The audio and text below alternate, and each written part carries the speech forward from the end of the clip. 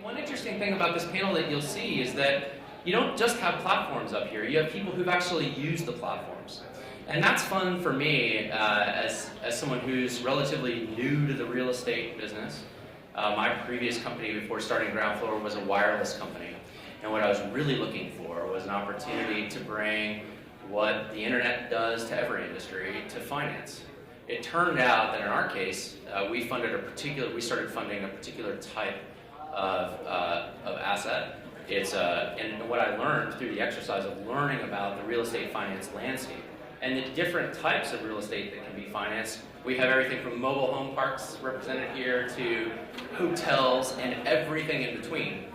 What I learned as a newcomer to real estate finance and a newcomer to crowdfunding 3 years ago was that the type of project that you're funding, the type of property that's involved, has everything to do with the type of investment product that's going to sell and the way that you're going to sell it. So Groundfloor, we started off very broad and rapidly narrowed into the $60 billion single-family home construction finance market. That's what we do. We're the only platform that allows non-accredited investors to become private lenders on loans of 6 to 12 months, paying 6 to 26%. And what I learned through the process of developing that product over the last year in Georgia was that type matters. And that's what we're here to discuss in this panel. So I hope it's an engaging and interesting 25 minutes. I have a series of questions that we've all agreed and talked about it a little bit beforehand that we want to cover. I hope they're interesting enough that the discussion lasts long enough, but if it doesn't, we're also hoping to reserve some time for those of you who have questions. So I'm going to throw it out, and I think I'll start with, let's see. Let's just go in order, and Carolann, why don't you start? I'd like each panelist just briefly kind of give us a thumbnail sketch of what types of projects have you funded online, and what's your favorite type? So I have a favorite type. It's single-family residential real estate bridge financing for that. That's what we specialize in at Groundfloor. What's your favorite type and why? If you serve all of them, which I know some of you do, you have to pick. You got to pick one. You got to take a stand. All right, Carolann, lead us off. Good afternoon. Thank you for having me, and this has been a great conference. LendZoan is a little unique in that we are driven, the deal types that we have are driven by our local experts. So the platform itself, we don't choose the deals, we set criteria, and then our local experts that act as deal makers or deal sponsors, they are aligned with bringing together the investors and the borrowers, so they choose it. It's really easy for me to pick the favorite right now because we've only done residential fix and flip. Up until now, we've just gotten our first commercial deal. Matter of fact, this week it's under review, so it's easy. My favorite is residential. So. All right, good. All right, there's two of us. We're going to gang up on the rest of you. Yes. Alan, how about you? So to date, we've been focused on two primary asset types. They've been the 1 to 4 family residential fix and flip market. Geographically, everything we've done has actually been in New York. These are typically, speculators buying properties at foreclosures, short sales auctions, and REOs at steep discounts, and then they go in with a rehab budget of anywhere from $60,000 to $100,000 of their own capital. They refurbish the properties, and then they sell them. And the second type has been ground-up condo construction, both for the regular market as well as the luxury market. So we've done projects out in Long Beach, Long Island. We've also done them in the east side of Manhattan. East Village of Manhattan, sorry, and they've been very varied in terms of scale, but the concept is the same. It's been mostly condos and fix and flip. All right, Bill.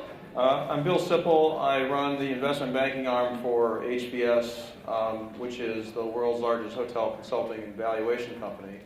A lot of our business is hotel appraisals and feasibility studies. We have a 60% market share in the U.S. and North America in that space.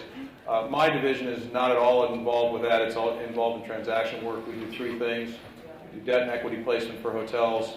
We do asset sales as brokers for hotels, and we provide capital advisory work, which would be workouts or management searches or franchise searches. So my perspective, I guess, on this conference is a bit different than a lot of the folks that are here that are actually in the space. About 6 months ago, we formed a strategic alliance with iFunding, and it was really for two reasons. One, They saw a need to have a group like mine that does relatively complex, very complex asset class, to assist them in their underwriting when they're seeing deals, and particularly deals that were maybe too large at the time for them to take on. And then secondly, I saw it as an opportunity for us, to really see some deal flow from an additional source that maybe we wouldn't see ordinarily. So we met, we worked out an agreement, we have a very good relationship.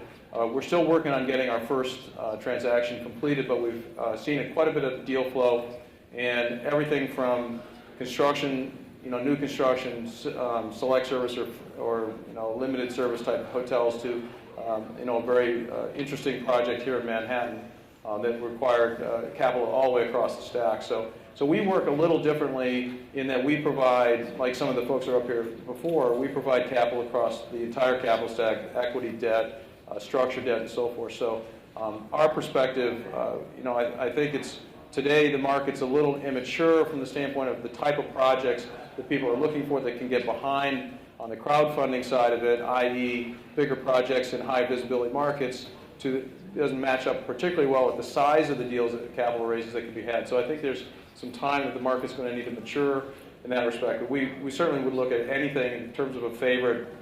I'm a hotel guy, I've been a hotel guy for a long time. Did you invest in the Realty Mogo hotel deal, or have you invested in one? Hotel deal yet? No, I know that deal. In a previous life, I was head of development for Starwood Hotels for the West, so I did that deal as a Sheraton twice. Never got it completed as a Sheraton, and it ended up as a Hard Rock. And I know the people that did the deal quite well. That's cool. All right, great. Eric, how about you? How about what types have you kind of gotten involved in? I think this will be very interesting for people. And what's your favorite? Sure. So my name is Eric Siragusa. I'm a partner with MHP Funds. As MHP, as he alluded to, stands for mobile home parks, or if you prefer, they're also called manufactured housing communities, if you want to be a little more sophisticated with them. But we're one of the largest owners in the country. We have over 13,000 lots in 130 plus parks in about 20 states, mostly in the Midwest and Great Plains.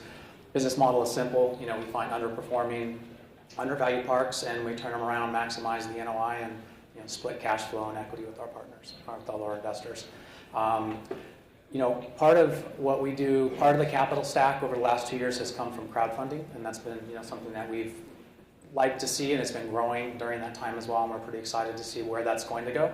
So far, it's just been on the equity side, and we're just starting to explore the option, even just on the debt side as well.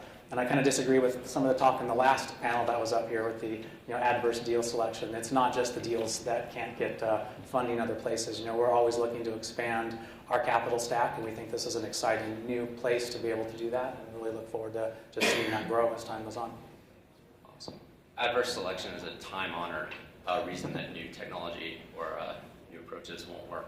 I love it. So, one of the things that struck me as I learned about this business was talking to Ben Miller at Fundrise very early on. And he used a term that I think I've heard elsewhere, and many of you as well, but I asked him about the work that they'd done in Washington, D.C., and he used the term social capital, right? Because it was obvious to me that a lot of these projects don't really necessarily need the capital that they're getting from crowdfunding. And he articulated very well the value of social capital. So we talked about it on our call, and I actually learned a lot, I hope we'll get into it here, about the role of social capital in different types of crowdfunded deals. So I think there's a fair amount of opinion about this on the panel. I think we could start, why don't we start with you, Alan? And one reason I come to you about this is Alan shares the distinction along with us at Groundfloor and Fundrise of having actually sold securities to non-accredited investors in the real estate sphere. We're really, I think, the only three that have done it at any significant level of scale. And one of the bad reasons that people have done that is for social capital. So, Alan, what is the role of social capital in the funding that you have done and that you think about doing? And how do you think about social capital being involved in online funding? Sure. So it's been our experience that different types of real estate investment classes are going to lend themselves to social capital more than others, particularly in sectors like hospitality or retail, where you can build in other things around that other than just the financial return. So using the Hard Rock Hotel example that Realty Mobile did, I mean, there were a couple of other perks involved there for the people that invested, which involved having complimentary bottles of champagne, potentially reduced prices at their stays at the hotel, and so on. And I think those things on a social level bring a different desire to the table rather than just your financial return. But then you've got on the other side different projects like the renovation fix and flip market is not so much a social experience so much as a financially driven decision. But I think really the sex appeal of the project plays a huge factor in that. And when you're looking at a larger scale deal that is in a core urban market like Manhattan, or whether it's condo development or retail development or whatever that's going to be, people will want to be involved in that because they'll like to point it out to their friends and they'll like to say, hey, I own a piece of that project.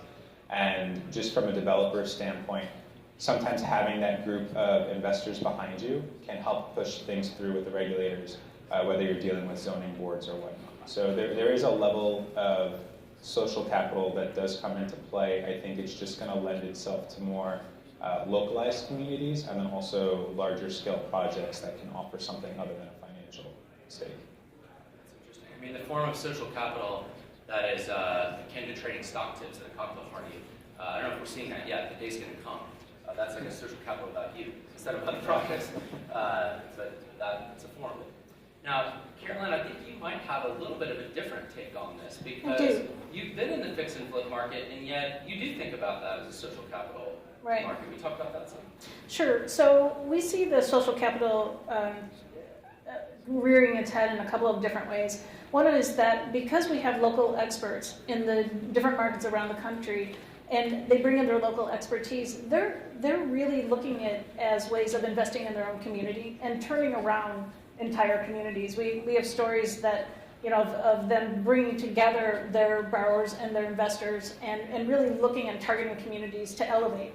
And also it's a nice sex appeal because they're getting a great return on it, but they're really looking at improving their communities. So we see the social capital and having the local experts in that market bringing everybody together to make that community impact. The second part of it is that there's an opportunity on LendZoan to really become an entrepreneur. The platform itself, LendZoan, we differentiate ourselves in that we're not brokering the deals, we're not participating in it. We are truly a marketplace where we're connecting the many to many through the local experts. So we're creating entrepreneurs in those communities, and they're coming together to bring whole impact into that community. So we see the social impact and in agreement, of course, of what these smart gentlemen are saying, but we see a little bit differently into the local communities. But I think that's what's great about this stage of market evolution, right? I mean, when we were funding our 25 projects that we funded in Georgia during our pilot, we were looking for those social capital opportunities too.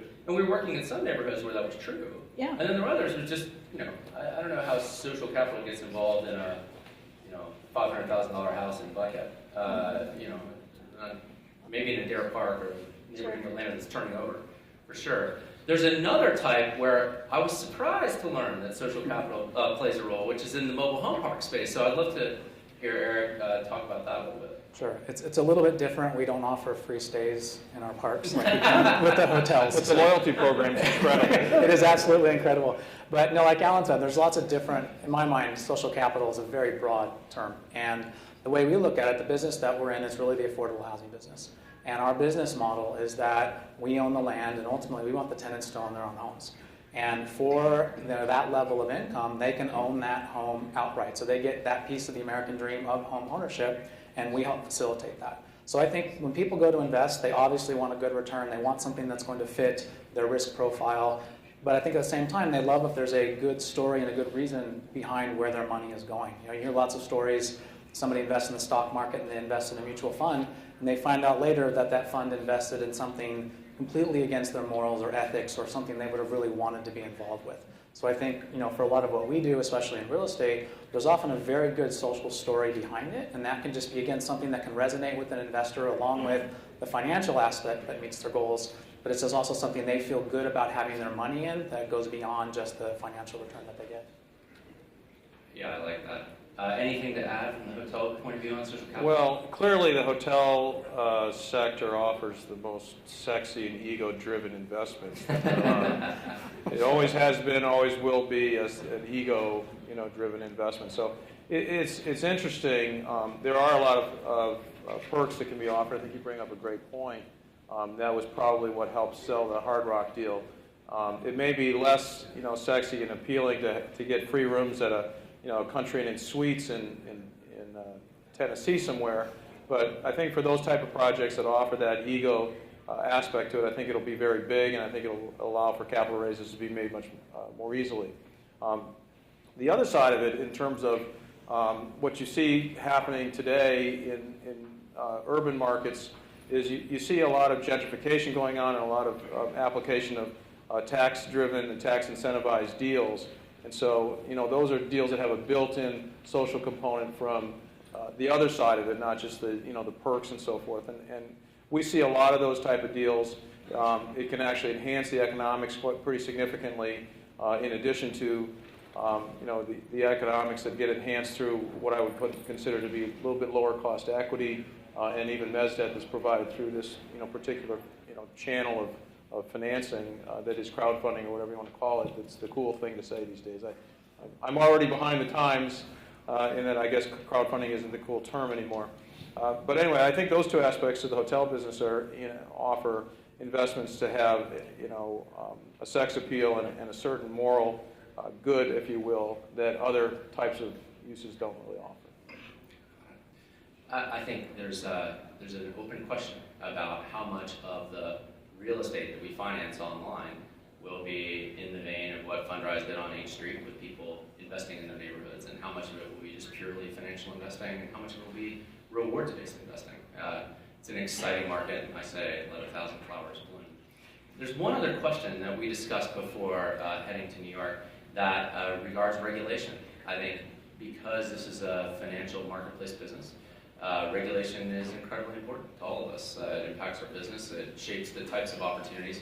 I also think that regulation and changes in regulation shapes what types of projects we funded and how they'll be funded.